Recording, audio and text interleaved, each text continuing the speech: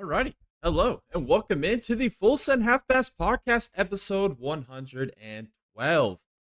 Man, tonight's gonna be a fun one. We had some damn good racing this weekend with the NASCAR Cup Series and Xfinity Series at the Circuit of America with the new layout, which I was super skeptical coming in. As I love Coda, I love the full layout, one of my favorite racetracks. Um, just the racing in NASCAR there the last few years has been perfect, and they kind of changed the layout this weekend, and I'm actually a huge fan of it. Super skeptical coming in. I'm excited to talk about that with you guys here tonight, as well as IndyCar is back. The first race on Fox, the first race of the 2025 championship campaign kicks off this weekend. I can't wait to talk about that with you guys as well. And also, we're going to start the podcast off talking about this weekend's Qatar 18-12 kilometer race, the opener to the World Endurance Championship Series, and a lot of drama to go along with that as well. Obviously, we'll go over our infamous driver and boneheads of the week, our point standings for all three of these NASCAR top series, NASCAR Cup, IndyCar, Constructors and Drivers Championship, and the World Endurance Championship as well. And then also we will preview this weekend's upcoming races at Phoenix. And I will also be giving you my NASCAR fantasy lineup as well. If you guys hung out this weekend and for the watch parties, we had a blast calling those races or talking with you guys and interacting with you guys with those races. It was a fun time. IndyCar was back. The Coda NASCAR race, which was awesome. The highly anticipated event with Connor Zilic. We'll get into all that here tonight with you guys as well. But first off, I do want to start with just a little bit of news here on this March 4th, Tuesday. Scotty McLaughlin got a contract extension with Penske Motorsports, multi-year deal. I'm super excited about that. Big Scotty Mac fan here. Had a great race this weekend. We'll talk about that as well. But him getting this multi-year deal with Penske, I think he's going to be a championship contender before we know it. He showed a lot of speed this weekend. Maybe missed it with the strategy and the way the race played out, which we'll talk about that here today as well. But I'm excited for old Scotty McLaughlin, old Scotty Mac, getting that contract extension. Also, this kind of goes to IndyCar as well. I just want to note the IndyCar on Fox end up getting 1.4 million viewers, the highest rated non-Indy 500 IndyCar race since I think 2011. So big time advertisement, everything that went along with it, with the Super Bowl commercials, the Alex Palou, the Alex Palou, Joseph Newgarden, Pato Award commercials. Killed it. Fox did great promoting the IndyCar series. It was on Big Fox right before the NASCAR Cup race, and I think we talked about on the watch party. I think a lot of people were going to be tuned in to this IndyCar race, considering that they didn't have to switch channels from IndyCar to NASCAR. So big time stuff there. Super excited to see that. We have well-deserving for NASCAR or for IndyCar on Fox. Well-deserved for the series of IndyCar, which is we've been saying on this channel forever. It is one of the most exciting series in the world. It always has been. And to see the viewership and everybody buying into it just seems like it's on the rise, man. And I'm excited to see it. We saw a banger race this weekend. We'll get into that as well. Alrighty, where should we start? That was the news that I had here today. There was a little bit of other stuff like car unveils for Darlington. If you saw the Austin Cindric, Dale Earnhardt, that's on our Discord as well if you guys want to check that out. I think they did a great job at representing that number 2 Wrangler-esque paint scheme for Austin Cindric, throwing back to Dale Sr. So that's pretty cool to see as well. Alrighty, let's see. All right, let's start off with Friday, the World Endurance Championship season opener at Qatar, the 18-12 kilometer race. There's really not a lot to talk about here with regards to the race itself. Ferrari just absolutely dominated 9 out of the 10 hours in this race. I mean, they just were on another level. BMW did qualify at the front of the field. By turn 1, Ferrari was to the lead, battling for the lead. We get a 1 through 3. We get the number 50 car ends up winning the race. The 51 finished P3, and then the AF Corsa, the work, or not the works team, but the customer purchase team.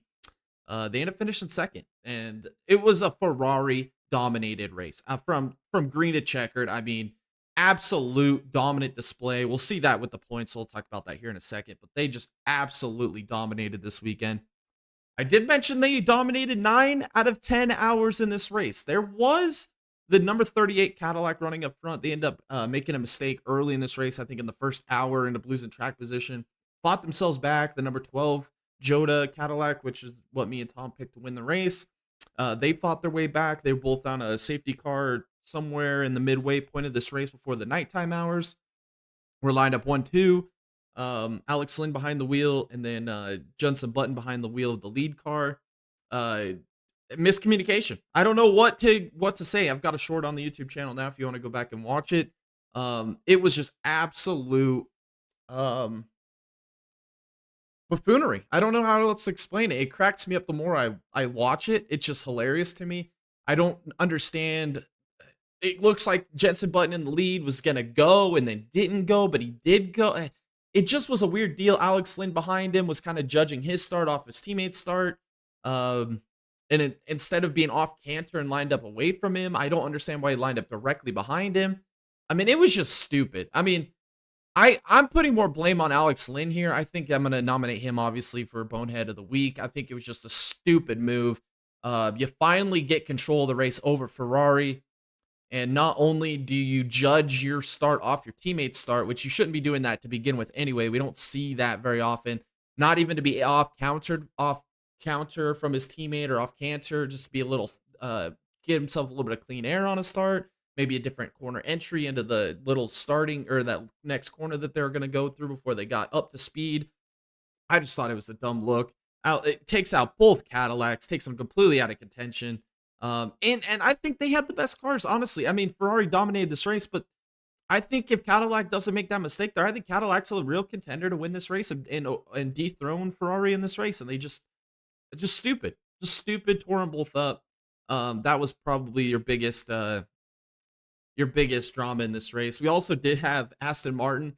Those new Valkyries, man, they do look good. Don't get me wrong, they look beautiful, but damn, were they an absolute train wreck in this race. I mean, pit road troubles with a couple of the cars. They end up doing a driver change on, I believe, the 009. Maybe it was the 007. I can't remember exactly which car it was out of the team. They end up having the door on the right side not get latched, which is odd because you do a driver change, you're coming out the left door. I don't know if they were maybe checking something inside, giving him water. I don't know exactly what it was. They didn't really show it on the broadcast. But they didn't get the right side door hinged. And flying down the straightaway, I mean, the thing is, it was kind of dumb in the moment. I said it watching it live. I was like, why is he still pressing hard with the door open? There's just no reason for that. You're not competing for anything today. Your main goal for Aston Martin was just to finish the race, which is a lot. I mean, we see that with Lamborghini still struggling to finish races, and they've got a year under their program. But this new Valkyrie, we're just trying to finish the race, and they end up having the door unhinged. And instead of absolutely like slowing down and being able to nurse it back home, they just completely, I can't remember who was behind the wheel, but it was just dumb. I don't understand why you're continuing your speed with the door open like that. The door ends up flying off, causing a full course yellow. They end up having the other car end up having trouble. They had to take him to the garage for multiple laps. I mean, it was just a bad weekend for Aston Martin. The Valkyrie, I'm pulling for him. I want to see him do well. They just absolutely self-inflicted wounds. I mean, to be honest, I think if they could have just finished the race, I think they could have contended at the back half of that field. I mean, the Proton wasn't that good. I think they were at pace with them. The Penske Porsches, let's talk about how awful the Porsches were this weekend. They were absolute dumpster fire. I mean, they weren't even in the same playing field as anybody. I mean, they were getting outran by Alpine, Peugeot. I mean, when you're battling in the back with Peugeot, you've got a problem, man. The freaking Porsche Penske's were just awful at Qatar. And that was a lot because last year they dominated this race. They kind of pulled a Ferrari from last year here at Qatar. And this year they just had nothing. And I don't know if that's going to spell bad going into the rest of the season, but something's off there and they need to figure it out. I know they have a lot of driver lineup changes this year. I don't know if but I don't feel like that was a problem. I feel like their car is just not at pace. I don't understand what they missed. They started so strong at Daytona, the Rolex, they basically dominated the Rolex, uh, which Rolex has way more intricate turns on the infield and then more long straightaways and up to speed. And it seemed like Porsche didn't have speed on the straights and they didn't have any downforce or any cornering ability in the corners either. So it's like they were just slow everywhere. Every little intricate thing that you need for these cars to be fast, they were just slow everywhere. So Porsche needs a lot of work. Good job by Alpine. I thought Alpine had a great weekend. BMW again had a great weekend. This is a good year for BMW, I think, with what they're doing in IMSA, with the speed they had at Daytona. I'm excited to see what they can do here at Sebring. They're really quick at Qatar. I think they were probably the second, third best manufacturer. Toyota, it ran fifth through eighth all race. I mean, that was pretty much what I expected from them out of Qatar. I think they're going to get faster the later rounds. Like when we get to Spa, I think they'll be fast. I think they'll be fast at Le Mans as well. And then obviously Fuji, they're really good there. Imola, they're really good there. There's a lot of tracks I look at Toyota being good. This wasn't one of them, so to be able to run fifth, sixth there was pretty good. That'll kind of display here in the constructors title. But yeah, Ferrari dominance. What a great race by Ferrari.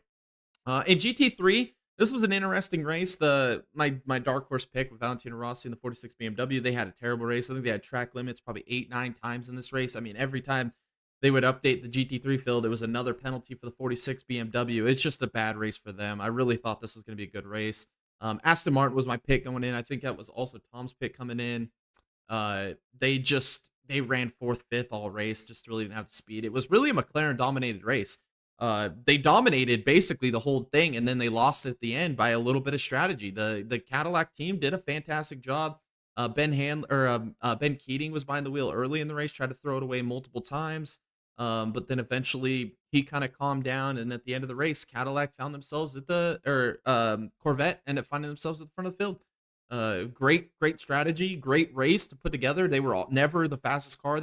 Sometimes they weren't even the third, fourth fastest car in GTD or in GT or LMGT3. But by the end of the race, man, they put the strategy where it needed to be. They timed that final couple pit stop sequences out perfectly with the fuel save and energy save, and they were able to put themselves in front of the McLaren. And then that battle at the end. I mean, it was 20 minutes to go in the race, and the McLaren and the Corvette are battling nose to tail, going through traffic, getting passed by GTP traffic. The Corvette, I mean, absolutely navigated the traffic perfectly, caught cars in the right places, allowed the hypercar traffic to catch them in the right places where they didn't get held up, and the McLaren just didn't do as good of a job. And nothing makes me feel better than watching old Zach Brown pout in the pit lane at the end of the race after they dominated the race and find a way to lose. All right, in the chat, it's funny to see Cadillac make a Ferrari mistake to put Ferrari back in the lead. Yeah, no doubt, man. I mean, that was just one of the most cringe, hysterical moments. I mean, I've seen in IMSA or in World Endurance Championship. I mean, that was just the most. I mean, this is a rough year so far for Corvette and Cadillac. I mean, there's just been so many moments. I mean, just to see the fact that they both were running 1-2, had finally taken the advantage of the Ferraris, recovered from all their mistakes, and then they just both throw it away. I mean, Alex Lynn, I think Alex Lynn's 100% to blame in this. I mean, the lead car has the determination to go. And with World Endurance Championship, if you guys don't realize that this year especially, they have the new pit limiter, which puts you at 80 kilometers the whole time during a safety car, especially at this race. So they didn't have they didn't go under safety car. They would just go, their speed would all be relative to 80 kilometers per hour. They'd spread them out. I think that was the one time in the race that they did actually put them behind a safety car, and that was where the mistake fell. So I mean, overall, a great race. I mean, the 10 hours of just absolute thrill ride. Sports car racing is absolute mint racing. It was a long day for me, I think, because I didn't get off work until early in the morning. The race started like 3:45 in the morning, for me at least. So I watched the first 4 hours, took a 2-hour nap, watched the last 2-3 hour nap, watched the last 3 hours. So it was a fun race. I enjoyed it, man. It was the edge of your seat. Everything you want from sports car racing. The 18 hypercars, 18 GT3 cars around Qatar, which Qatar is a great circuit, by the way. I love the circuit. I think it's a great circuit. There's so many high braking zones, intricate turns. There's long straightaways. There's high speed turns. There's a couple big sweepers in the track. I mean, I just love the track in general, and I think it suits sports car racing really well. So, great start to the World Endurance Championship. As the points stand, though, let's go over drivers first. Fuoco, Molina, and Nielsen in the 50 Cadillac. They are the points leader at 30, or in the Ferrari, they're in the third. They've got 38 points. Hansen, Kubica, and Yi have 27 points.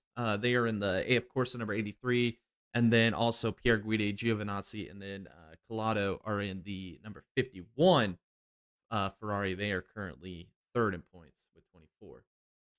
We need IndyCar to go there. I agree. IndyCar at Qatar would be freaking beautiful, dude. I think they'd put on a better show than F1, but that's just me. I think there's a couple tracks that F1 goes to that I would love to see IndyCar go to, and that is definitely one of them. Qatar is such a great track. I think also like the Vegas street course, I think IndyCar would do way better there than F1 does, and F1 has put on some damn good races at Vegas, but I think IndyCar would do so much better there. Yeah, there's just a lot of cool tracks that I would love to see. I think Albert Park would be a freaking awesome IndyCar race too, man. That would be sick. There's a lot. If we get IndyCar to like, I don't even know, man. Imola, Spa. I mean, that'd be cool too. So I'm with you, man. Let's take IndyCar anywhere. It would put on a good show. But sports cars this weekend. What a great start to the World Endurance Championship. Oh, constructors. I never went over that. Ferrari is this leader with 31 point advantage over BMW in second, and a 33 point advantage over Toyota, who is in third. All right, it's time to talk about the Xfinity race, and what an absolute banger of a race this was. Like I said, this new layout at COTA, super skeptical coming in. I love the full course at COTA. I think it's put on great races. I've enjoyed every single COTA race that they've had there since the beginning of NASCAR's time at COTA. I think it just suits stock cars extremely well. The truck races there were freaking awesome. The Xfinity races are always banger no matter where you take them. And even the Cup races have been good. So I was really skeptical that they shrunk the course down. But I loved it, man. I thought this course actually played out extremely good. It reminded me of a mix between like a Sonoma and like a Watkins Glen kind of mix. They had the high speed areas, and then you also had like the stadium section with the S's, and then you're going through like turns 16, 17, 18 there with the big right-hand swooping turn. We're very intricate. And then also that little new 6A, 6B section there was kind of fun to watch. A little short shoot with a heavy braking zone.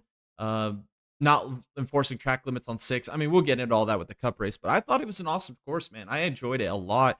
And the Xfinity race was an absolute banger. You had obviously Connor Zilisch, the favorite, coming in. He ends up leading most of this race. Has a pit penalty towards the end of stage 1, but he enters the pit lane maybe, I don't know, a second too soon. It's stupid BS, not black and white, but BDN type calls, which was exciting because I think Tom even texted me at one point during the race, and he said this has the story arc of SVG Portland 2024, and I was like, exactly, dude. That's a great way to put it.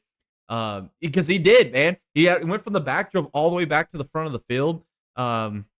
It was actually super exciting. I do want to shout out William Byron, Harrison Burton did win the stages. I figured I should mention that. So getting some points for those teams or those cars. But that battle at the end is the main thing I want to talk about. Old Connor Zilisch. I mean, he did get into Heim, did spin Heim around. That was unfortunate. I just think it's a racing deal, to be honest with you. I mean, that's what you expect out of these cars. You expect them to beat and bang.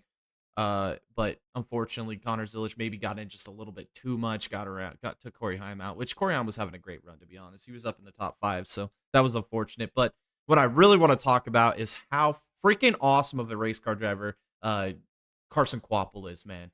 I mean, he is an absolute beast. I did not expect him to be extremely quick on a road course. I mean, he's a rookie, really has a background in short track asphalt late model racing.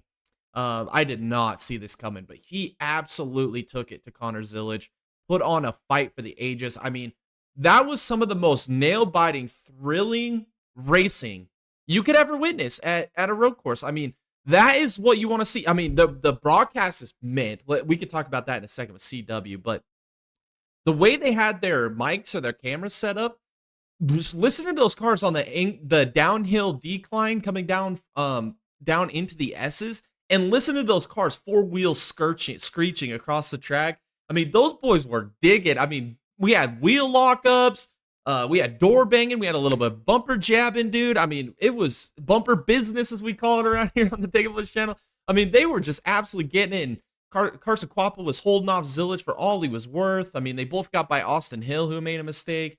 And then, unfortunately, I think there was maybe a couple too many wheel lockups for Carson Quapple. Did not get the result he deserved, but I have earned a ton. I've already had a good amount of respect for Carson Quapple.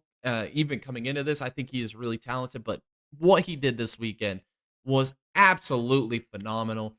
Connor Zilich is an absolute beast. I mean, my favorite driver by far. I think Connor Zilich is. I mean, we talk about it all the time on this channel, but going back to his Mazda MX-5 Cup days when he was like 16 years old, 15, 16, just kicking everybody's ass. I mean, we knew there was something special there a few years ago, and now he's starting to get the main attention he needs. But I think Zilich is a beast. Quapple gave him all he could handle, man. That was a fun race. And then the obvious with the put him to sleep emoji at the end. I mean, that was signature. I mean, Zilich is going places, man. It was so fun to watch. I was yelling at my TV, man, because I didn't really care. I wanted Zilich to win, obviously, but I didn't really care if Quapple won, dude. I was enjoying that race so much that I just didn't want to see that battle end, and then eventually it had to come to an end because the race is going to end, but also with Quapple having the tire go down, which was super unfortunate. But, God, I just love that race, man. Xfinity Series is amazing. The broadcast is absolutely amazing. Jamie McMurray, Parker Kligerman just feed off each other so well. Adam Alexander has become probably the best play-by-play in all of NASCAR. Well, minus Lee Diffie, of course, but right as of what they've had in the past, he is amazing. I mean, I did not see this from Adam Alexander, the freaking story arc of his broadcasting career and where it's taken him. But I mean, CW just looks so good. Every commercial's a side-by-side. They give us good replays, good camera cuts. I mean, everything about CW is just the way it needs to be done, broadcast-wise. This is what their third race with full production. Obviously, they did some last year, but that was with NBC production. But this was their first race with full CW controlled production, and they're just good. They're just good, man. They just know what they're doing. It was fantastic. I mean, World Endurance Championship quality broadcast, or like if you get like an F1 quality broadcast where they show so much in the race, I mean, those are like mint broadcasts. This is like right up there with it. This was fantastic. There is nothing I could say bad about the CW broadcast. I mean, even the audio issues that me and Tom mentioned the last couple races, that wasn't there this weekend, which was freaking good to see that they found a problem, they addressed it, fixed it, and they moved on. That's the way it's done. You don't just make excuses and keep doing the same crap over and over again, which we've seen out of Fox for decades, the laziness. I love it, man. I love CW. I love the Xfinity Series. This is Connor Zilich, second career win.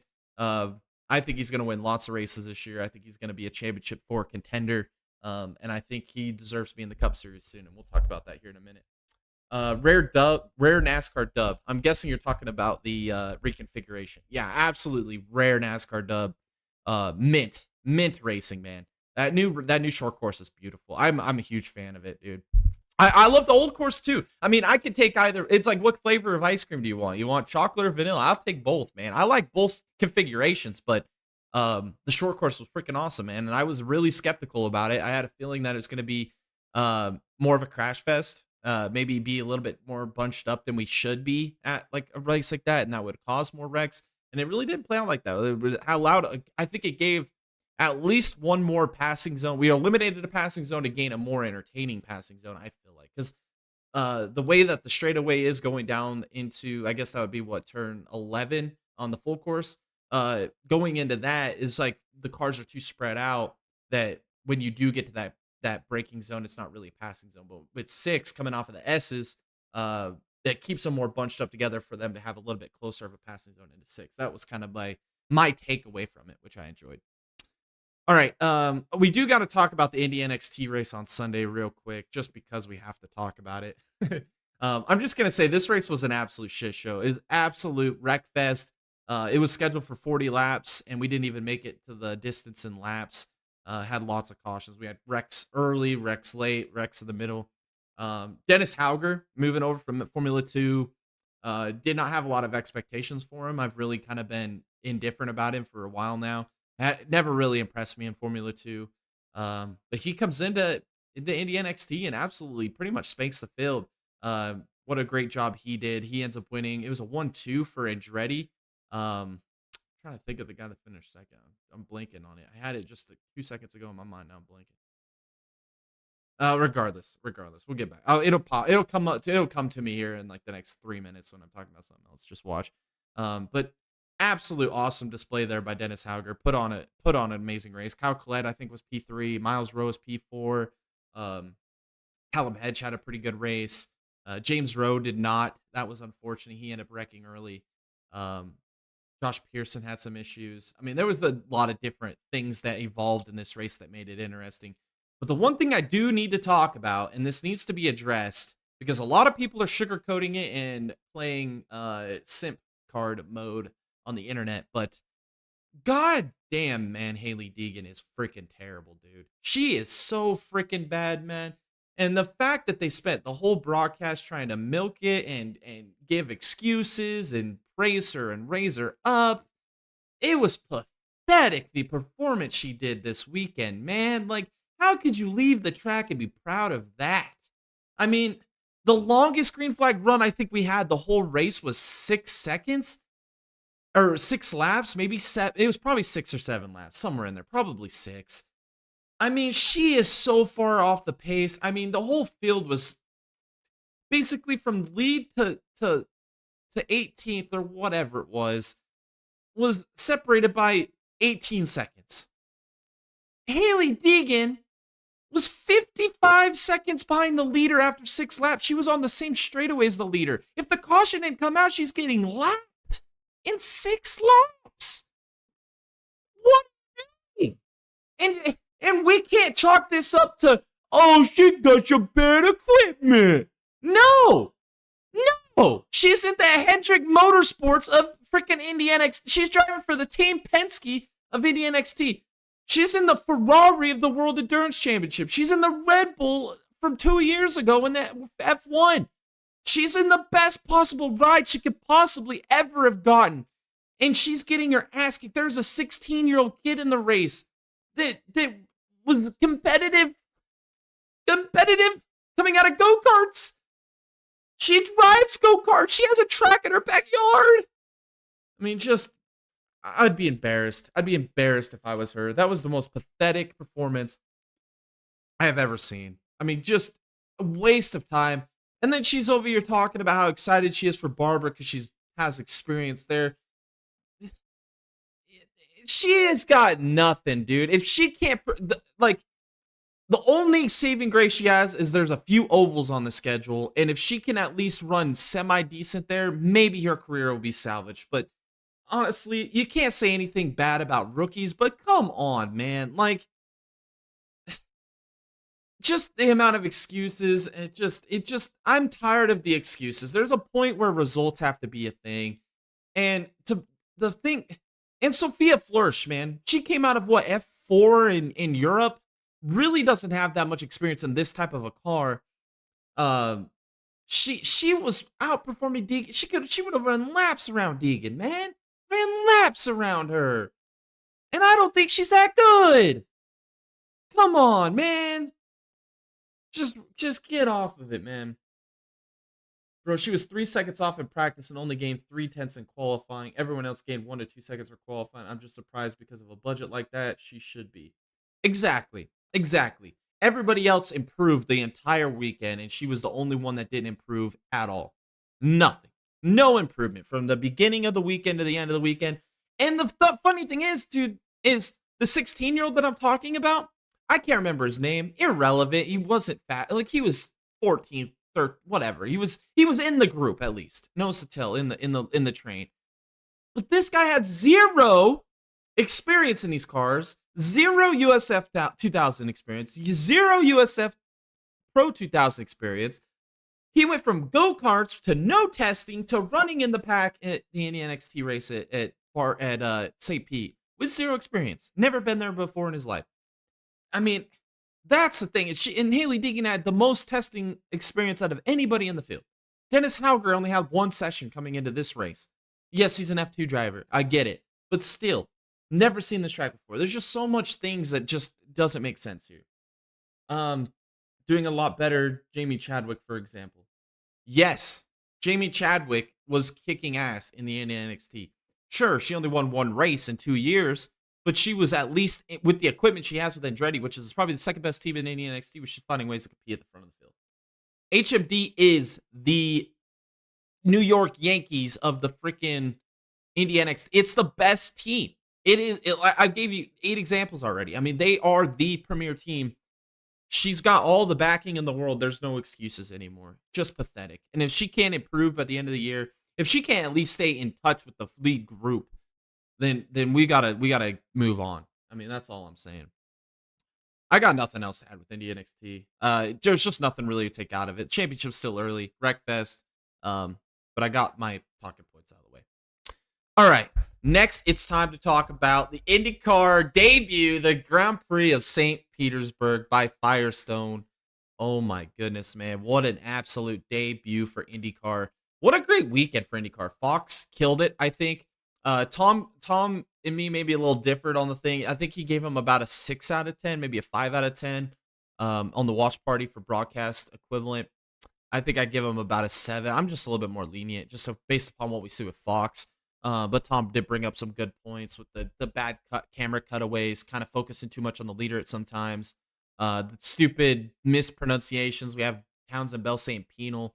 That kind of threw me off a little bit. The Honda, but the British people that kind of thing. I think Will Buxton's all right. I like Will Buxton. I think he did a pretty damn good job. The race was compelling enough to keep it compelling. Obviously, the big thing, though, was the displays with Fox. That display they have over the aero screen, I think that's freaking fantastic, man. I think that's one of the coolest damn things I've ever seen. The only downside is the key part to IndyCar, especially now with the hybrid system, is we need to know what energy the cars have and how much push to pass these cars have. Those are 2 critical things that we need on the broadcast. World Endurance Championship does a great job at it with showing the energy and the fuel that they have left remaining in the race with their broadcast. IndyCar, they need, with Fox, you guys need to have, I don't care if you do it once every 5 laps or whenever you have an activation being applied. We need to have that on a broadcast. We need to know when they're applying the push to pass and how much they have remaining or how much they're using. We also need to know how much energy these cars have. How much have they saved? How much are they using now? Because that's very important with the style of racing that we have now with the new hybrid package. We need to have that displayed in that little overlay over the aero screen. We need to have that on the scoreboard widget up on the left side. That's my biggest takeaway, and that's a lot of the reason why I'm giving it a 7 out of 10. I just really, yeah, exactly, the energy readings. I just think that that was the main issue that I had with this broadcast was just the overlays. Jamie Little, by the way, fantastic. We talked about it. Fantastic pit reporter. She asked the right questions. She knows how to ask the questions, how to convey it, and how to get emotion out of a driver. I thought she did a fantastic job all weekend long broadcasting for pit road reporting all weekend. I think that was exactly what IndyCar needed. They've kind of lacked in the pit road reporting stuff.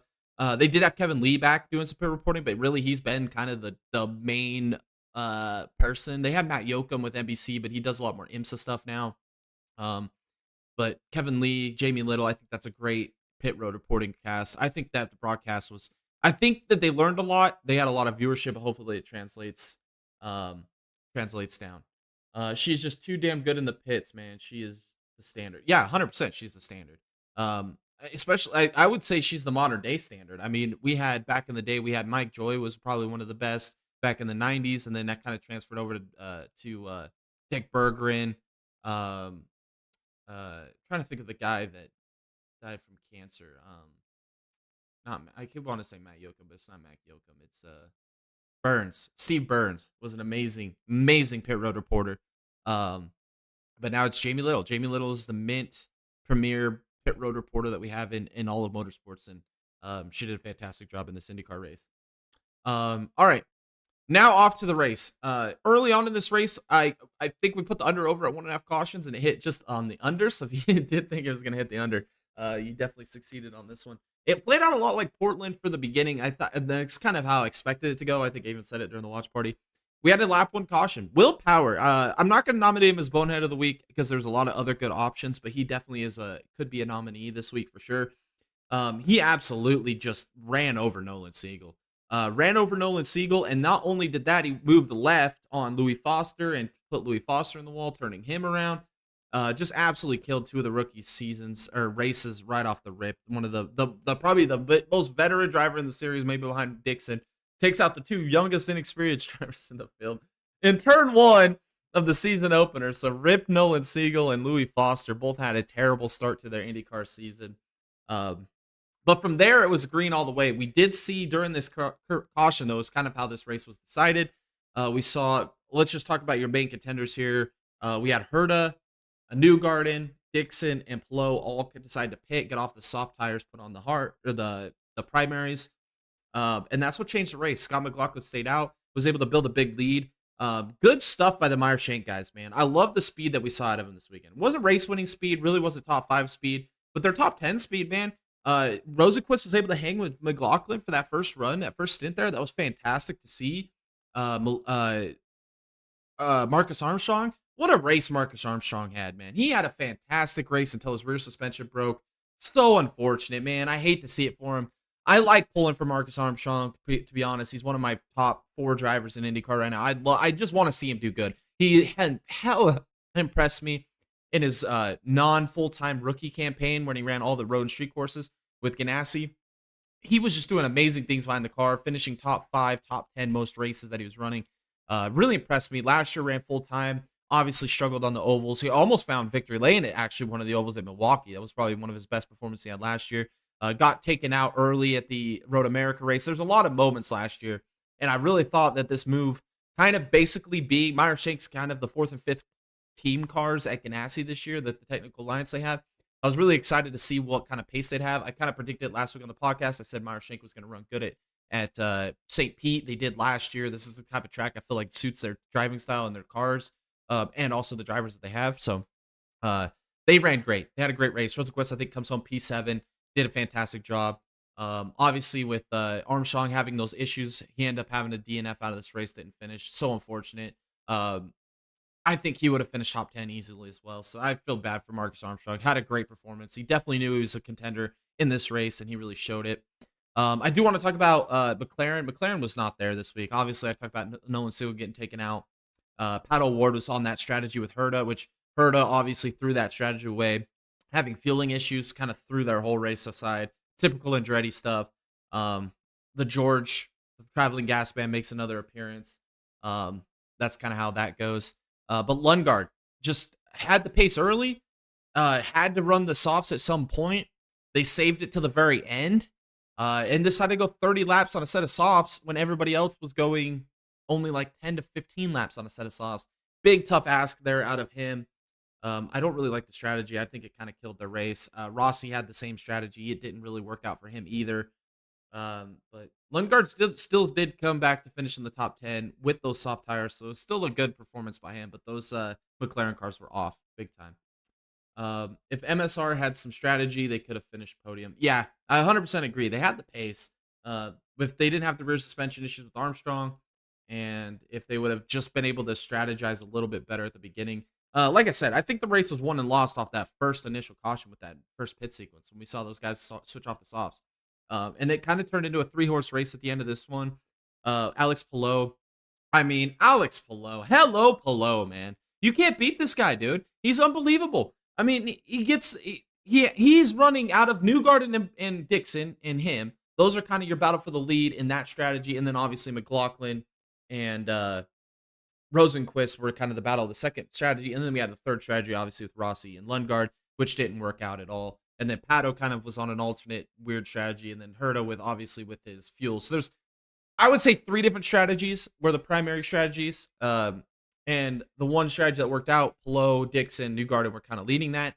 Dixon was leading that strategy. This looked like a Dixon-style race. Newgarden was with him there in P2, and then Palou was in the back of him. Through the pit sequences, Palou goes on an undercut and was able to overtake both Newgarden and Dixon when we saw the overcuts working all day long. Unbelievable. His in-lap and out-lap had to have been absolutely phenomenal. I would have loved to have that kind of stat going on during the Indy, because NBC did a great job at doing that, showing in and out laps through pit sequences and being able to capitalize on it. What we never got to see that, but oh, I mean, how unbelievable in and out lap there by Alex Palou to take the undercut to an advantage. We do have to talk about Dixon not having radios. Unbelievable. No spotter, no race engineer. I mean, to be able to, he was guessing basically the whole race on when he would need to pit for fuel, when he needed to pit for tires. I mean, what a fantastic job by Dixon. I'm going to say it right here, right now. If Dixon had his radios working during this race, he wins. I 100% think that. Not having them and still being able to finish P2, that's why he's the GOAT, man. Scott Dixon's the GOAT, dude. There's just nobody can deny it. He had a phenomenal race. He comes on P2, made that pass late on Newgarden. Newgarden was just mid all race between those guys. It felt like he was never better than Dixon when Dixon was dominating, and he was never better than Palou at the end when Palou was leading. He was struggling in that final corner. If you guys really truly watch that race, Palou got stuck in some lap traffic. Was better than Newgarden all throughout the entire course, but Newgarden was better than him pretty much for the first two sectors, right? Is where I'm going with this. Palou in that final sector was just unbelievably fast. I mean, the one chance Newgarden would have to really make the move was going to be in that final corner or turn one, and Palou was able to keep enough of a gap between the final corner and turn one that Newgarden had no chance to be able to overtake him. So Palou did a great job. Stingray Robb was in the way there, finally moved out of the way for Palou, and then he just moved out of the way for Newgarden and Dixon. So I didn't like that. I thought that was a bad look. If you're going to race the leader that hard, you got to continue to race the guys behind him that hard, or don't race the leader at all. I mean, you got to pick one or the other. That was kind of ridiculous to me. Didn't phase Palou though. Palou is just a beast. The race for 4 out of 5, 3 in a row is on. Hello, Palou. Yeehaw, yeah, baby. You're looking at the 2025 champ, brother. But Rip Dixon, no radios at all race. Finished P2, his own strategy. Absolutely incredible. Absolute GOAT. Yes. I mean, that was my biggest takeaway of this race. I thought the race was fantastic. The 3 different strategies, like I mentioned. That's peak IndyCar. That's peak IndyCar, man. I'm kind of the opinion of I would love to see more road street courses in IndyCar. I think the ideal schedule in IndyCar, since we're not ever going to get rid of ovals, I think it's obviously 5 ovals, 5 rovals, 5 street, 5 road. I think that would be the perfect IndyCar schedule, 20 races a year. But I don't think we'll ever get that. So I think CP put on a great show, man. I enjoyed it. We didn't have a lot of on track per se passing. It was all through strategy, and that's exactly what you want to see in a race, because when the cars are that even, and really the top 7 guys in the series are that good, they're that close in time, that really the only way to beat them is by the undercuts, overcuts, in laps, out laps. I mean, that's really where you do it, and then being able to navigate lap traffic when you get there and not making mistakes. And Palou does all of those things so good.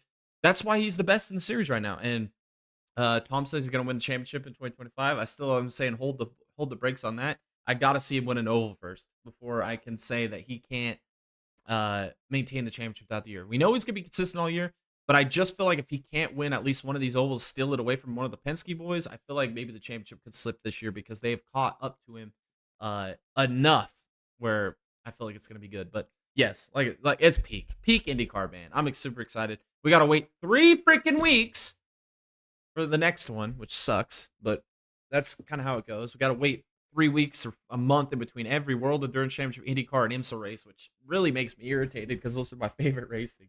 But we'll see, man. It's unpredictable. It keeps you on the edge of your seat. The drivers actually have to drive and manage. It's just too good. Exactly. The drivers had to manage. And what I like about it, too, is some weeks the soft tire will be the best tire. Sometimes the primary tire. And this week, whatever they brought with soft tire wise just wasn't that good. It just wasn't. And so being able to Lundgaard gets a lot of credit in my book. Being able to manage it for 30-something laps at the end of the race, fantastic job. But everybody else that put the soft tires on were at least a second average slower than the guys on the primary tires, which that creates passing, that creates strategy, right? So those guys that pitted at the free beginning, like I talked about, with Herta, Pato O'Ward, Palou, Dixon, Newgarden, those guys knew that going in, so they decided to pit on that lap 1 caution, and that's kind of where they won and decided that race. McLaughlin decided to put him on later in the race, maybe thinking that the tire would come back to him as they got rubber on the track, or as maybe the primary tire was going to wear different throughout the duration of the race. that's what made it interesting. That's what made it unpredictable. That's what made it good. And that's why I enjoy IndyCar racing. So much fun. Yes, Goodyear can learn a thing from Firestone. Right now, Firestone is freaking killing it. Yes, they freaking killed it this weekend. I'm excited to see what they can bring, especially a Thermal Club. I think Thermal Club's going to be a big test for them. That pavement's really fresh, which is going to probably have more grip. So that I think they're going to have to bring a softer primary tire and maybe a little bit harder soft tire, kind of maybe a little bit in between where they were at here with both compounds. And I think that will make it interesting. So we'll see if they do that. I'm kind of thinking we'll probably see a pretty similar tire package to what we saw at St. Pete too. We see a thermal, but like I said, I would like to see them maybe a little bit softer primary and maybe a little harder soft tire for thermal. And I think that'll balance out the tires differently. Maybe create a little bit more passing, because I think thermal's going to have a passing problem for sure. But we'll talk about that when we get closer. All right, point standings at IndyCar after this weekend's banger of a race. Palou is your points leader. 10 points over Dixon and 15 points over McLaughlin. That is your top three in the Drivers' Championship. All right, it's time to talk about the NASCAR Cup Series race, the Eco Park Automotive Grand Prix at COTA. I enjoyed it. I think it's the best Cup race I've seen in a long time, to be honest with you. I thought it was a freaking awesome race. There was moments that pissed me off. We'll talk about it. Chastain. We got to talk about Chastain. Turn one just absolutely sends it in there, takes out Chase Elliott. Chase Elliott qualified up at the top four and ends up having to come from the back. Had a terrible, abysmal day. Did rebound, came back to P4, drove back through the field with tire strategy, which we'll talk about, because I think, like we see in the chat with the Firestone doing a good job this weekend, I think Goodyear also did a good job this weekend with the tires. They keep going softer and softer and softer and softer. I mean, they went to the extreme last year at Bristol, then they went all the way back, and now they're working their way back to there. I think they brought a pretty good tire this weekend, and I was excited to see how that tire worked out. We'll just get out of the way. Bubba and Ryan Preece both win stages with strategy. Connor Zilic gets taken out in that first wreck with Chastain and Elliott. Ends up having a tire go down. Ends up having to basically come from the back of the field at the end of stage 2. Drove his way from basically P last all the way up to P13 by the end of the stage. I mean, what a freaking awesome job. Connor Zilic is a freaking beast, man. Absolute beast of a race car driver. Future champion in whatever he decides to drive. I honestly hope he goes back to sports car racing, because NASCAR, again, is a dumbass sport, because we have Chastain and basically taking Elliott out, and then we have 4 or 5 other guys pile into him because they don't know how to navigate a corner. When Zilic was on the complete outside of that turn 1 incident, nobody should have even hit him. He was so far wide, but they all just completely ran up into him, took his tire down. We have to talk about an absolute moron. Demote this man to Taco Bell, Daniel freaking Suarez, dude. This guy is a freaking numbnuts moron, smooth-brained operator here in the NASCAR Cup Series. He not only loses absolute control in turn 19, spins the thing around, but by doing that, he ends up not holding the brake down. He lets go of the brake and tries to whip it around in front of the field. And Connor Zilic had nowhere to go and gets absolutely freaking TKO'd by his dumbass teammate. That pisses me off. Connor Zilic was going to have a chance to win this freaking race. He had the fastest car at that point of the race, maybe top 3 fastest cars. Kyle Busch was really quick at that point. SVG was quick. But Zilic was one of those fast guys in the race, man. And didn't even stand a chance because his stupid teammate can't hold the brake pedal down. What are we doing? Let's get Suarez out of the 99 car, demote his ass to Taco Bell. Let's put freaking Red Bull and Zilic in that 99 to finish out this year. Why are we wasting our time on Suarez? He's an idiot. What are you doing? I mean, how pissed off I was at this point of the race. If you guys watched the watch party, I'm freaking still pissed off about it, and nobody else is talking about how stupid Daniel Suarez is. I mean, the lack of awareness gets out in the interview. Says, oh, it just sucks for Zilic. She just picked the wrong way to go. No, he picked the right way to go. If you wouldn't have rolled an extra 3 car lengths forward, he would have cleared you and you would have had 0 damage and would have been able to finish the freaking race. But no, you decided to let off the brake and hold the gas down to try and whip it around in front of the field, and you end up taking yourself out and your teammate. You're just wasting money for Trackhouse, dude. Get the hell out of here, man. I used to support you to the... I'm done. I'm done with you, Daniel Suarez. You're a freaking waste of time and you're a hack. You suck. Can't believe you would do that to Zilich. Bullshit, man. And let's remove Zilich from the situation of my bias. If you did that to anybody, you just look like a clown. Stupid. Why do you not hold the brake down when you spin around in front of the field? That's like day one fundamental basics right there. Yeah, I feel like an ARCA driver would have been able to figure that out. Dumbass. All right, Chastain has become so freaking soft, man. Lectures hosted for last week about his driving, and then the first thing he does is dive bombs turn one, lap one. Yeah, it was stupid. It was just stupid, man. Yeah, Chastain got so soft, and then when he does something stupid, I mean, I just don't understand what Chastain's doing. I mean, yeah, if they do that to Host and Carson, I would be mad. But, I mean, I can't believe Daniel Suarez. That just pissed me off. Owner of Smooth Brain LLC. Yes, 100%. He is a nominee for Bonehead of the Week. I hope he wins it because I hope he makes a nominee for the year. I mean, we got Chris Wright, Daniel Suarez, a couple nominees early here. Excuse me. I do want to talk about something here at the end. I heard a lot of people saying that SVG and Allmendinger just didn't have the fast enough cars at the end. No. You want to know what happened to SVG and Allmendinger? Now, buckle up. Sit in here, and let's talk about this for a second. It's can't go Chase Briscoe. Way to go, Briscoe. What a dumbass that guy is, too. This guy, instead of just letting SVG and AJ Allmendinger go by him and still being able to finish in the top 6 or 7, he decides to hold them up for 15 fucking laps, blocking them the whole damn time.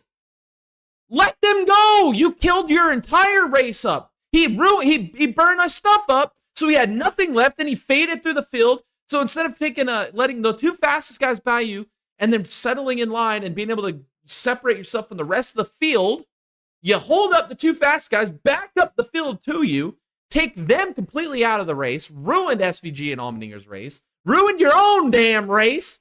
I don't even know where you finish. It's irrelevant because you're an idiot. You're negative 19. I got more points than you, dumbass. Good job, Chase Briscoe. You're an idiot. But yeah, you freaking ruin your own race. You ruin AJ Allmendinger and SVG's race. I mean, you're just stupid. Briscoe's a moron. You blocking. I think he ran a couple people off the track through the S's, gave him penalties through cutting in the S's. I mean, you're a freaking moron, Briscoe. I have no respect for you either, what I saw this weekend. Why were you blocking for freaking 10 laps? There was no reason for it. You're an idiot. You're a moron. You literally could have just let him go, followed in line behind him. You would have opened up a gap to the guys behind you. Doesn't take a freaking rocket giant genius brain surgeon astronaut to figure that shit out, man. Just freaking use your head, dude. You're a dumbass, man. Ruined the race for SVG. Ruined it for Allmendinger. Ruined it for himself. I mean, unbelievable. Owner of Smooth Brain Operator LLC. Yes, sir. All the time. Freaking, it just pissed me off at Briscoe. I'm not a fan of Briscoe. I don't really think he is that good and that talented. And I think he's going to get exposed this year with that 19 team. Had to get that one off my chest, too. That kind of pissed me off. So those were the 2 things that really pissed me off in this race. Was Zilich getting taken out multiple times. Briscoe being a dumbass. Just stupid. We got to talk about Denny Hamlin. What a freaking moron this guy is. I'm going to nominate him for Bonehead of the Week. I mean, he absolutely comes into turn 6A with a freaking heat-sinking missile. Absolutely TKOs Austin Dillon. Nobody else had that problem all day long. Denny Hamlin does, and we got to make excuses that he ran into the dirt. He ran into the dirt. Blah, blah, blah, blah, blah.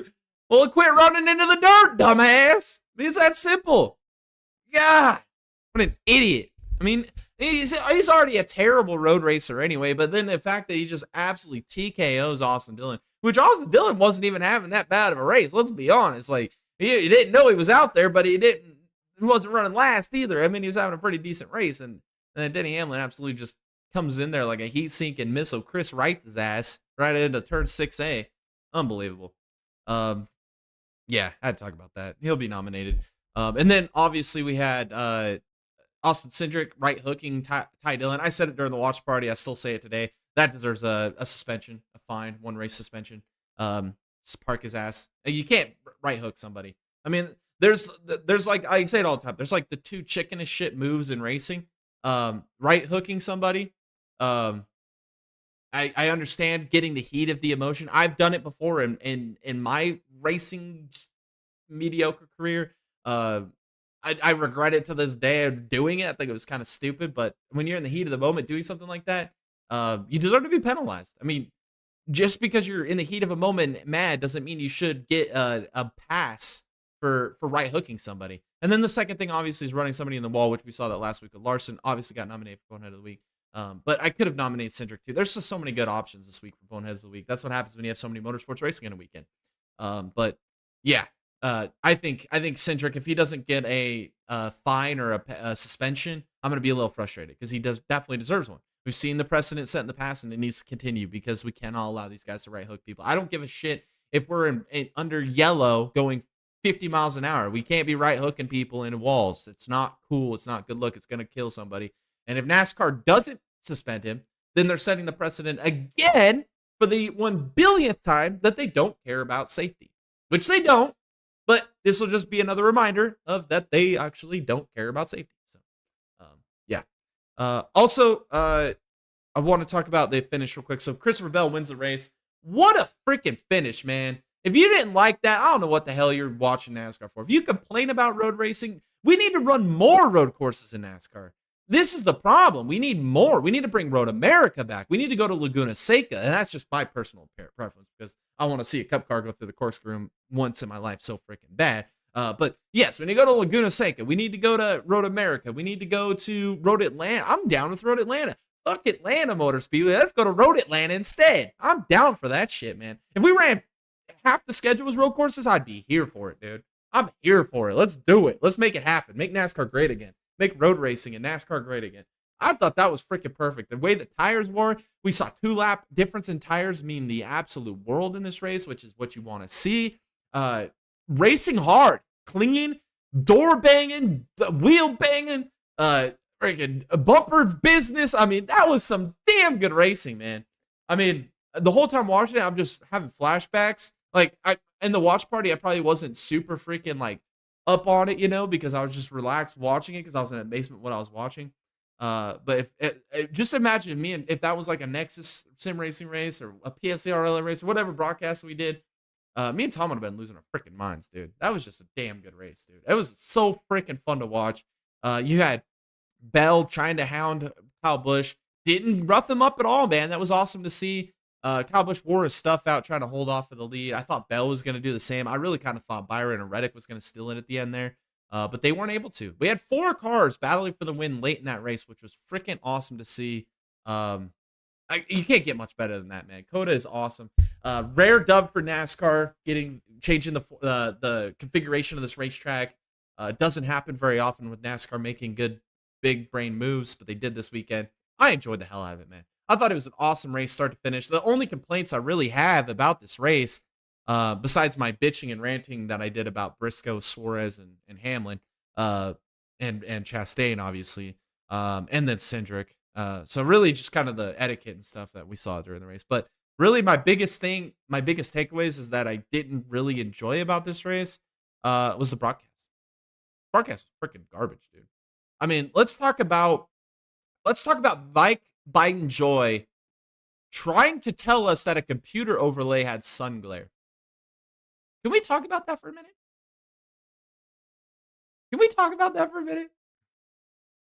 What glare does your computer overlay have?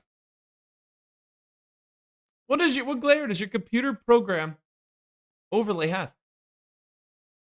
Bruh, explain that to me. I want to know.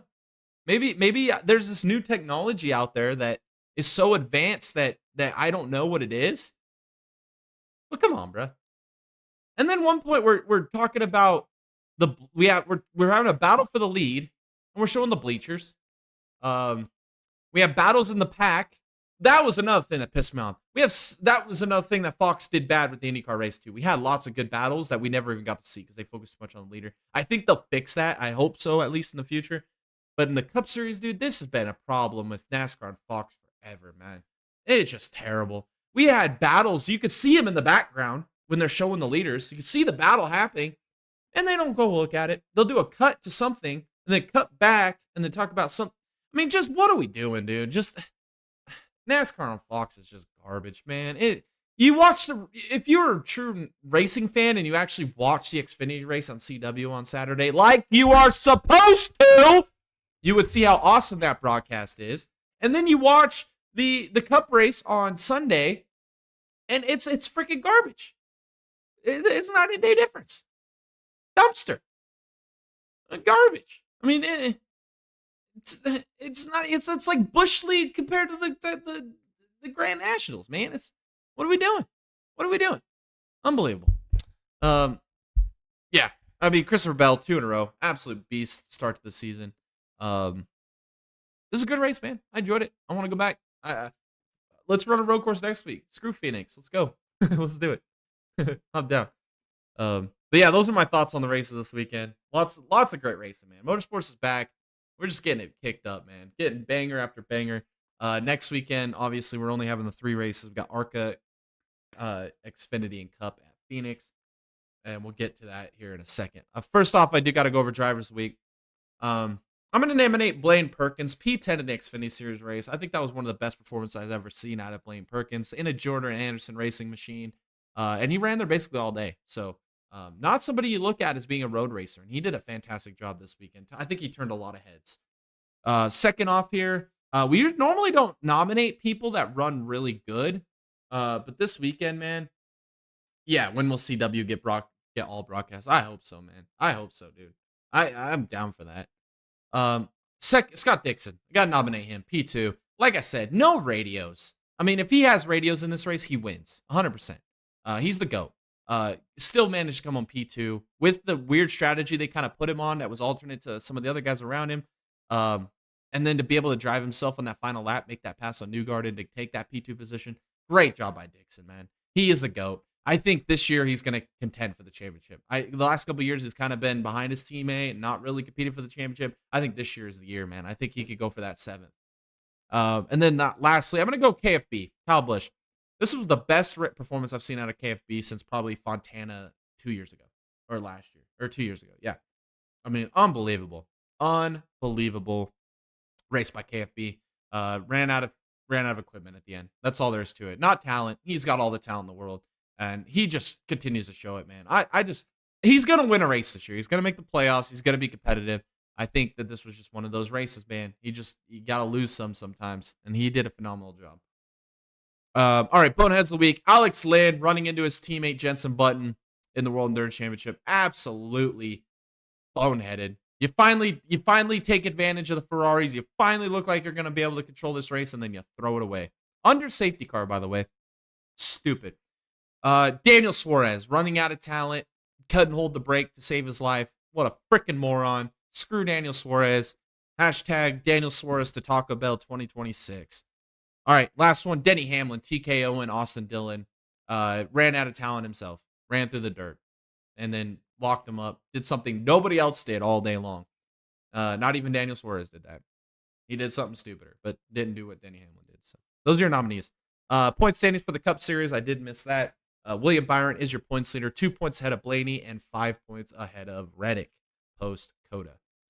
All right, it's time. It's that time of the podcast. We preview the upcoming weekend's races. This weekend, the NASCAR ARCA, Xfinity, and Cup Series are going to be at Phoenix. A little precursor to the championship race later in the year. We got Christopher Bell, 2025 champ. I know. I think that we both said that. We both said that at the beginning of the season. I think we said that in the NASCAR season preview video. I agree, man. I think that he's going to definitely win the championship this year. All right, notable entries for the Xfinity Series. Bowman for Hendrick Motorsports in the 17. Eric Almirola back with JGR in the number 19. And then Greg Van Alsten, the number 35 for Joey Gase Racing. In the Cup Series, Catherine Legg in the number 78 for Live Fast. She's going to be making her NASCAR Cup Series debut at Phoenix. I'm excited to see how she does. Obviously, it's going to be a rough week. It's Live Fast equipment. Her first start in Cup. It's going to be a rough week. But hopefully she can be able to keep the car clean, finish all the laps, get some experience. It's good to see Catherine Legg kind of venturing out all these different motorsports over the last couple of years. You see her a lot. Oval IndyCar. She runs a lot of IMSA GT3 races. Running some Xfinity races, some ARCA races, now some Cup stuff. So I'm excited to see how she does. All right, On Friday, the ARCA Series General Tire 150. This is a great race, honestly. It's a co-op race for the National Series and the West Series. Last few years, it's been really fun to watch. Um, I'm gonna say it now. I think Isabella Robusto is gonna be a great contender in this race. I'm not taking her as a favorite though. I'm gonna take Brett Cruz. I think Brett Cruz is the next big thing, uh, especially with what we saw through the Chili Bowl weekend. I mean, it's just anything Brett Cruz gets into, man. He's just a dominant race car driver. I think he's gonna kick off this West Coast swing with the Arkham Menard Series with a dub this weekend at Phoenix. I'm gonna take him. Watch out, like I said, watch out for Isabella Robusto though. She's very talented. If you remember, was it last year? She damn near won this race. Damn near won it. She was right up there in the top 3 all day long. I think again we're gonna see that same type of performance from her. She's in the Venarina machine. Watching for Isabella Robusto. I think she's a great pick for this weekend. I think she's just gonna be a step behind Brent Cruz this weekend when it comes to winning this race. Um, excuse me. My dark horse. I'm gonna go with Andy Jesus. Like always, Andy Jankovic. I just think this dude's a badass, man. His profile picture on the Fox thing with the bandana, he just looks like a freaking beast. He's got the sunglasses on. His quote last year at Daytona, he's not going to lift till he sees Jesus in the checker flag, and coined his name, Andy Jesus. I think we have merch on our merch store, actually, if you guys want to check it out, some Andy Jesus merch. I'm just a huge fan of this guy. I would love to see him have a good run here this weekend at the ARCA Series race at Phoenix.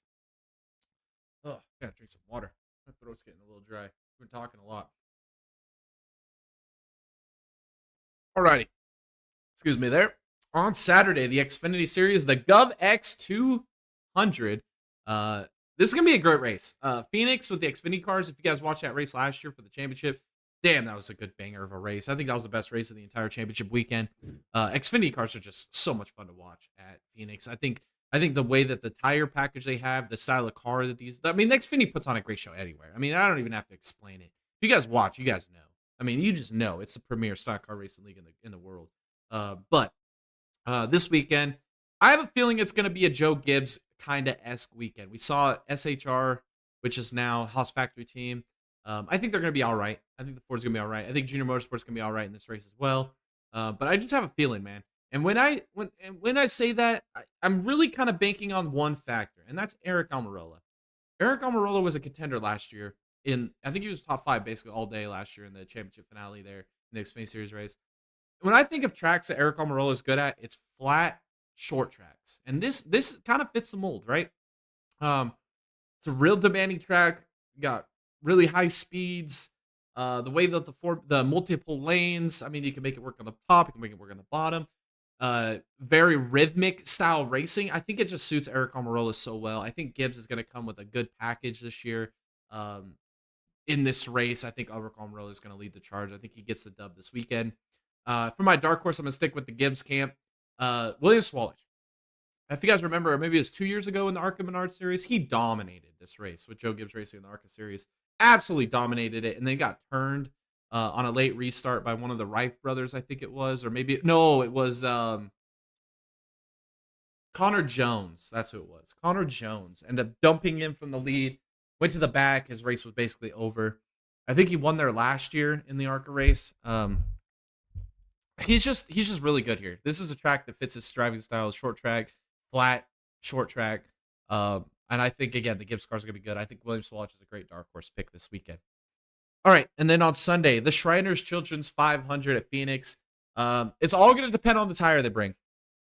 Do they bring a soft enough tire? That's really all it's going to come down to. I think this race is going to be the weakest of the weekend. I think it's going to be worse than the ARCA race, to be honest with you. I think the ARCA race is going to be fantastic.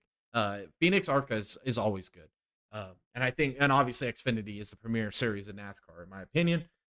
Nothing will change my mind there. I think it's all going to come down to tire. I think the Gibbs cars are going to be moderately fast, particularly the 20. Penske obviously is going to be the favorites coming in. I don't think you should doubt that. It's going to be interesting to see what Hendrick can do. This is a track they struggle at. We'll see if they can find some speed. But with that being said, man, my pick this weekend, it's in the chat. 2025 NASCAR Cup Series champion. I think he goes 3 in a row, man. Christopher Bell's winning this weekend. This is a great track for him. He's got a great track record here. I think he could have won that race in the fall, the championship race last year. He got to the lead at one point. Looked like he was going to be the only contender with those Penske guys. kind of lost it a little bit with adjustments, I think, at the end of the race. I think that they're just on their game, man. This team is unbeatable. There's just a different Christopher Bell this year than we've seen in the years past. He's able to go run non-NASCAR events for Gibbs this year, and it's changed, I think, his personality or his temperament, his ability to drive these race cars, having more lap time. I think life is just good for Christopher Bell right now. And it's going to bleed over, and he's going to win. I think Christopher Bell's on track to win 10, 12 races this year. I think he's going to dominate the Cup Series this year. And I think he goes 3 in a row. And this is a great track for him. Christopher Bell wins this weekend. My dark horse, I'm sticking with it. Joseph Carsevar, man. He's a beast. He's just a beast, dude. I just want to see him win races. He's good for the sport. I hope he never changes. Keeps ruffling people's feathers. I don't give a damn. He's not there to make friends. He's there to win freaking races, and I think that this is a great track for him as well. I think anywhere is a good track for Joseph Carsevar, man. I think he can win anywhere. I'm going to take him as my dark horse. All right, last little bit of news here, or last little bit here on the podcast. I got to give you my driver lineup, my fantasy lineup for this weekend at Phoenix. I'm going with Denny Hamlin and Tyler Reddick. I think Reddick ran poorly here last year. It's not a good strong suit for him, but I think they're going to turn it around. Hamlin, I think this is a good track for him as well. I'm going to take Christopher Bell. He's going to win. And then I'm going to take William Byron. And actually, I messed up as I meant to put Blaney in there instead of Reddick. My bad. Yeah, let me fix that now, actually, so I don't forget. I don't know why I had Reddick. I had Blaney and Logano. Yes, Blaney and Logano. Okay, so recap. Sorry about that. I got Hamlin, Blaney, Byron, Bell, and Logano. That's my 5-driver lineup for this weekend's NASCAR Cup race at Phoenix. I don't think I have to do really any explaining on any of that. That's just the way I feel. All right, for matchups, we have I got Blaney over Logano. I think this is going to be a good matchup. I think it's a really good matchup, to be honest. I just think Blaney is going to be a top 3 contender. I just don't think Logano, that team just never seems to figure it out until midway through the year, every year. And I think it's going to kind of translate to this weekend as well. Next one is Elliott and Chastain. I'm going to take Elliott over Chastain, which I think is an ironic matchup. NASCAR doing good on these matchups, especially with the controversy we had at COTA. I just think Elliott's going to be faster than Chastain. Chastain just doesn't seem like the same driver of old, and I think that's going to kind of translate here this weekend. Next one is Bell and Larson. One word for you, hung money. Taking Bell over Larson, without a doubt. Then the last one, we got Hamlin and Kyle Busch, KFB. I'm going to take Hamlin over KFB. I just don't see this being a track that Richard Childress Racing is going to do good at. I just don't think it's a track that Kyle Busch is really going to be good at. Like I said, I think Hamlin's going to be a top 10 contender all day long. Maybe even a threat for the win. So I'm going to take him over KFB. All right. That'll do it. That'll do it for this week's podcast. It was a fun one. Great racing again this weekend. This past weekend. It was good to see World Darts Championship back. It's good to see IndyCar back. It's good to see a good banger of a weekend for NASCAR. We've needed one for a while now, and we got one this weekend. Overall, probably the best weekend of motorsports in a long time. I thoroughly enjoyed every minute of it. And I think it's only going to get better. We got Sebring in another week from this week. We got Thermal Club coming up. We got Homestead for the Cup Series. I think that's going to be another good weekend. F1's just around the corner as well. Next week, I think, is Australia. So next week's going to be a banger of a weekend with IMSA F1, NASCAR, and IndyCar, IMSA, and NASCAR. So I'm excited, man. We're going to have some great races coming up. We got all kinds of action here on this YouTube channel for you guys as well. So make sure you guys stay tuned. If you guys want to stay up to date with everything happening, make sure you guys hit the subscribe button, hit the bell notification to stay up to date. You never know when we're going to do a surprise watch party like we did on Sunday with the extra watch party with the Cup Series. You never know what's going to happen on this channel, man. We have fun doing those watch parties, and we love when you guys come and interact and hang out with us. Also, all of our social medias, all the links are in the description below, as well as on the screen for you guys to look us up and follow us over there with everything happening here to stay up to date. If you guys want to join the greatest motorsports community on the internet, join our Discord. That link is in the description below as well. All of the news, rumor, dramas, memes, whatever it may be related to all motorsports around the world, it's right here in our Discord. Come join it. Come post your own news, rumors, memes, drama, whatever it may be. It's always a fun time on the Discord. Meet a new friend, meet some new friends, whatever it may be. Come interact with us in the Discord. It's always a fun time. Everything you need to know is up on our Discord at all times. If you guys want to support the channel, I did mention earlier, we do have a merch store. We got all kinds of cool merch. We also have new merchandise out with What is a Caution. with all of the surprise cautions and weird inconsistencies and cautions we've seen over the beginning of this motorsport season, go get yourself the What is a Caution merch now. All those proceeds go and help us make bigger and better content for you guys here on YouTube. All right, make sure the one other thing I want to mention is our watch party for the month of May. That closes today, and right now we have a two-way tie between Homestead and with Thermal Club. So, with that being said, we are going to do a doubleheader watch party like we did this weekend again at the end of this month, March 23rd, for the IndyCar Thermal Club and NASCAR Cup Series at Homestead. We're going to do a doubleheader watch party on the 23rd since we had a tie in that poll. So, feel good for you guys, man. You guys got a doubleheader coming up for the watch parties in the month of March. So, thank you guys so much for tuning in here tonight. Hopefully, you guys enjoyed the races this weekend and enjoy the races upcoming this weekend. I appreciate you guys for tuning in. Had a fun time. This has been another awesome Full Set Half-Pass Podcast, episode 112. And with that being said, hope you guys have a great rest of your week, and we'll catch y'all in the next one. Have a good night.